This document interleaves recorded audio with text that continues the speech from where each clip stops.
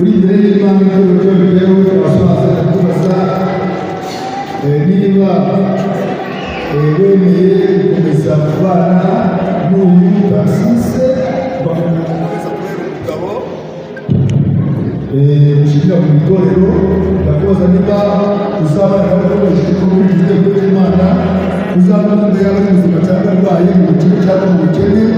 mu byago cyangwa mu munezero ndakoze niba uzajya kwifuza abandi bagabo uzakomeza kumwizerwa udateze ku nshingano zawe ndakubaza niba uzakomeza kubana nawe akaramata kugeza ubwo muzatandukanywa n'urupfu cyangwa Kristo agarutse kujyana ijoro rye ryera nibyemera abana b'Imana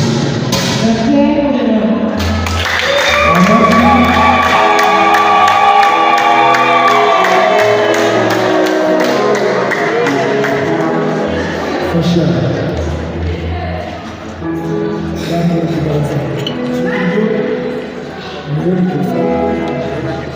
ivuge urahire indahiro yawe wowe muri iyo ndahiro wiyobe nawe mukarusisi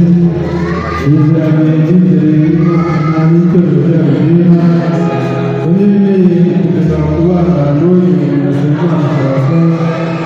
ubuhakomeza mbere umugore ushingira mu isengero zabana nawe mutishije ijuru ry'Imana zamuhindura yaba ari muzima cyangwa arwaye mu bukire cyangwa mu bukene mu byago cyangwa mu munezero nzareka kwifuriza abandi bagore, nzakomeza kuba uwizerwa ndateshwa ku nshingano zanjye, tuzabona akaramata kugeza ubwo tuzatandukana n'urupfu cyangwa Kristo agarutse kurwanya itorero rye ryera. Amen.